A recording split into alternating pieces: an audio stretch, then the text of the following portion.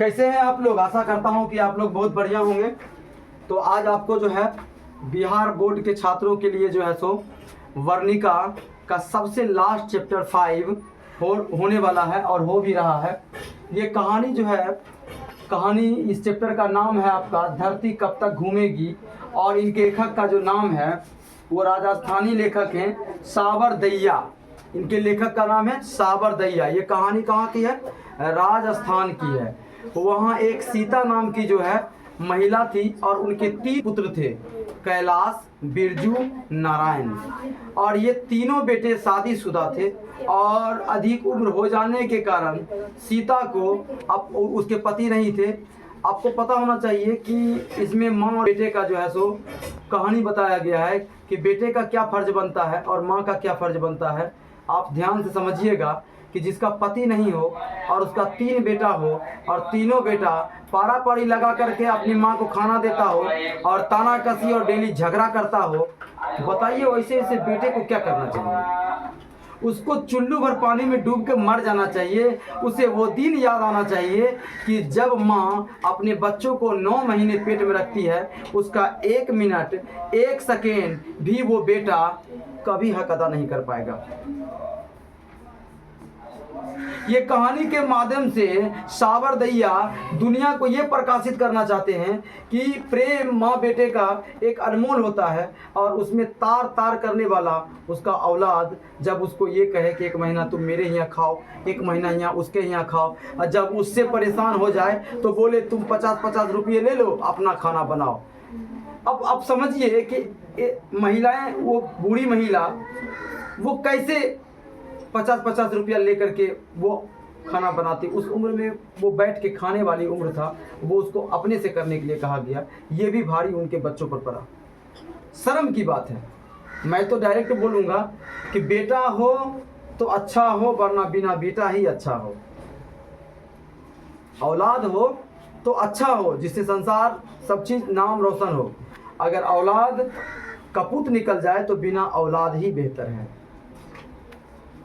तो आप समझिएगा इस सवाल को। सीता अपने ही घर में क्यों घुटन महसूस करती है? सीता के 3 पुत्रों ने नियम बनाया कि माँ को बारी बारी 1 महीना सबके यहाँ रहेगी। खाना के लिए इसे इधर उधर प्रत्येक महीना करना पड़ता है और उस पर भारी झगड़ा, शांति नहीं। बेटे माँ को बोझ समझने लगे थे। माँ को यह एहसास हो गया, इसलिए सीता को घुटन महसूस हो रही थी। कहाँ? अपने घर में। जिसका औलाद अच्छा नहीं रहेगा जी, तो उस माँ बाप को सुकून मिलेगा? बताइए। तो साबर दैया जो इनके लेखक हैं यही चीज समझाना चाह रहे हैं।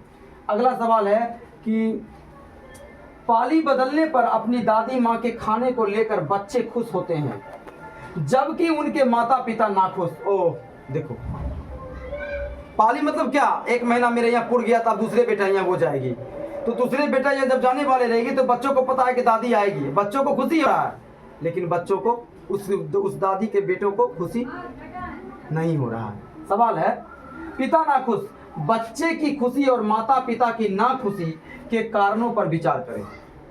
आप अपने मन से विचार करें। ये जवाब लिखाया गया है, ये मेरे मन से विचार किया गया है। आप चाहिएगा एग्जाम में तो इससे अच्छे शब्द का विचार रख करके आप लिख सकते हैं। आपको अपना विवेचन करना चाहिए। बच्चे नादान होते हैं। बच्चे को जो प्यार करता है, दादी माँ बच्चों का ख्याल करती, साथ खाना खाती, कुछ सिखाती, कुछ क्या है यहाँ पर लिखा था, खिलाती, खाती और खिलाती। यहाँ पर देखिए तो यहाँ पर होगा खिलाती, क्योंकि यहाँ क्या लिखा हुआ है, साथ खाना खाती, कुछ खिलाती। बच्चे को गोदी में रख करके नहीं मिलाती है, खिलाने लगता है, तो वही हुआ खिलाती। अतः बच्चों को खुशी होती, बच्चों को माता पिता को माँ बोझ महसूस होता है। वे सोचते हैं कि माँ को समय पर खाना देना पड़ता है, बुढ़ापा होने के कारण उनके स्वास्थ्य पर ध्यान देना पड़ेगा। ये सब चीज़ किसका है? विचार है उनके बेटों का। बाप रे बाप, अब मेरी माँ बूढ़ी हो गई है, अभी खाना भी खिलाते हैं, और जब इसका शरीर गिर जाएगा तब उस पर हमको इलाज बात ये सब करना पड़ेगा। इतना तक बातें। और वो माँ घर से निकल करके चली जाती है इधर उधर मांगने के लिए, खुली हवा में वो शांति महसूस करती है। रह के क्या करेगा? अभी बड़े बड़े अनाथ आश्रम में आप जाइए, देखिए वहाँ बूढ़ा और बूढ़ी जो मिलेगा, उनके औलाद अभी अच्छे जगह खा पी रहे होंगे, होटल में रह रहे होंगे, लेकिन माँ को कहाँ धराया? अनाथ आश्रम में। ऐसा नहीं करना चाहिए। अपने माँ बाप को प्रेम करना चाहिए, वो बहुत पुरानी जड़ है। अगर आप उसको खो देंगे तो याद रखिए उसके खोने के बाद आप अपने आप को खो देंगे। ठीक है, अच्छा लगा होगा वीडियो तो लाइक सब्सक्राइब करना ना भूलिएगा बाबू। ठीक है, और कमेंट बॉक्स में अपनी राय देना बिल्कुल भी नहीं छोड़िएगा। जय हिंद।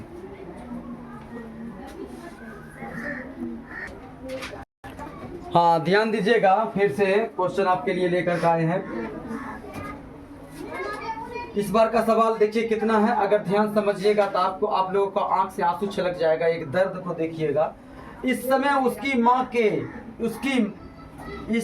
उसकी आंखों के आगे ना तो अंधेरा था और ना ही उसे धरती आकाश के बीच घुटन हुई। 100% व्याख्या करें किस समय? तो इसका जवाब है कि सीता जब घर छोड़कर चली तो उसे हिम्मत आ गई। भाई जब बाल बच्चा घर से निकाल दे और वो माँ बाहर निकल जाए तो उसे हिम्मत क्यों नहीं आएगा? क्योंकि आगे पीछे तो अब कुछ टेंशन नहीं है। अब उसे खुददारी पूर्वक जाके कहीं भी प्रेम पूर्वक 2 वक्त की रोटी काम करके वो खा सकती है। तो इसी को कहता है, वह सोचने लगी कि कहीं भी काम 2 वक्त की रोटी प्रेम पूर्वक खा सकती हूँ। संसार इतना बड़ा है कि काम मिल जाएगा। यह सोच आगे का भविष्य साफ दिखने लगा।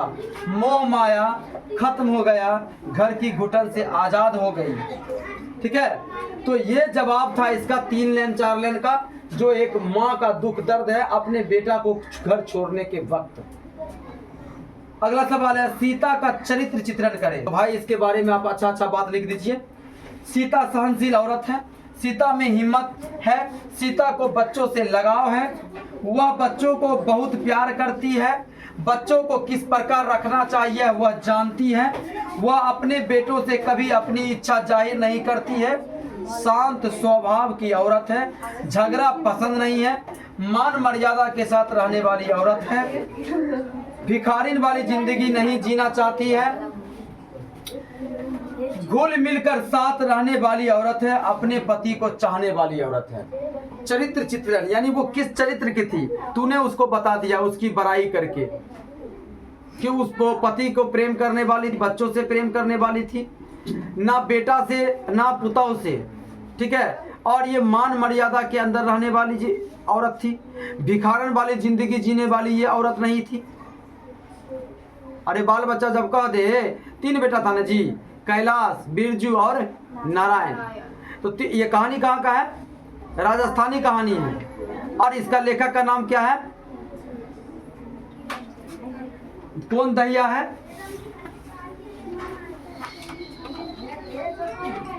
सावर दहिया नहीं, सावर दहिया है। अब बताइए सावर दहिया साहब अपने शब्द में किस तरह से ये लिख करके पिरो करके आपके सामने प्रेजेंट किए हैं। तो हम आपको अपने भाषा में समझाया। दुनिया का कोई भी माँ होता है खुददार ही होता है, अपने बच्चों को प्रेम करने वाला होता है। जब कोई बेटा ये बोल दे कि माँ तुम आज कैलाश के यहाँ खाओगी, अगला महीना बिरजू के यहाँ खाओगी, अगला महीना नारायण के यहाँ खाओगी, बच्चे तो खुश होते थे कि दादी आने वाली है। लेकिन तकलीफ की बात यह है कि चाहता तो सब बेटा बना करके अपने माँ के पास पहुँचता, माँ को तकलीफ ना देता। बेटा तो यहाँ तक कर दिया कि खाना खिलाने में उसको कष्ट होने लगा, 50-50 रुपया देना चालू कर दिया। तो भिखमंगे ने समझा माए बाप को। माँ घर छोड़ के चली गई, उसके अंदर हिम्मत ताकत सब आ गया, क्योंकि 2 वक्त की रोटी पूरी दुनिया में कहीं भी वो काम करके प्रेम पूर्वक खा सकती है। यही इसका तात्पर्य था, आपके सामने रख दिया गया। इसको नोट कर लीजिए या स्क्रीनशॉट वगैरह मार लीजिए। अब बाबू वीडियो अच्छा लगा होगा तो लाइक सब्सक्राइब करना बिल्कुल भी नहीं भूलिएगा, और कमेंट बॉक्स में अपनी राय देना बिल्कुल भी बंद नहीं करिएगा। धन्यवाद।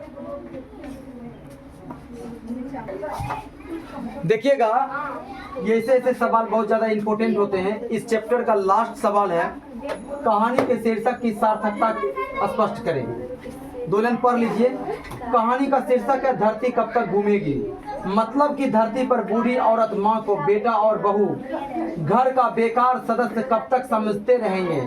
बेटा को माँ जिस प्रकार प्यार से पालती पोसती है, वही बेटा बूढ़ी माँ को 2 वक्त की रोटी देने से क्यों कतराता है। क्यों उसे अपने पोता पोती से बात करने से रोका जाता है। बेटा बहू प्यार से 2 मीठी बातें क्यों नहीं करता। यह सिलसिला कब तक चलता रहेगा कि अपने बूढ़ी माँ को 2 वक्त की रोटी खिलाने में बोझ महसूस करे।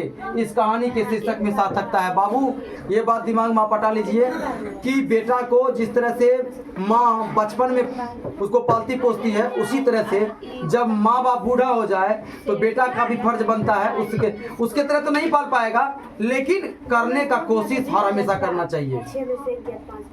माँ बाप से कभी भी बैर और दूरी बना के नहीं रहना चाहिए, क्योंकि दुनिया में लाने वाला वही है, पहचान दिलाने वाला वही है। और याद रखो, हाथ उठ गया परमेश्वर के सामने, बद्दुआएं हो गई, तो दुनिया का सबसे बड़ा विनाशकारी आप उसी के शब्द से होने वाले हैं। तो इससे आपको बचना चाहिए।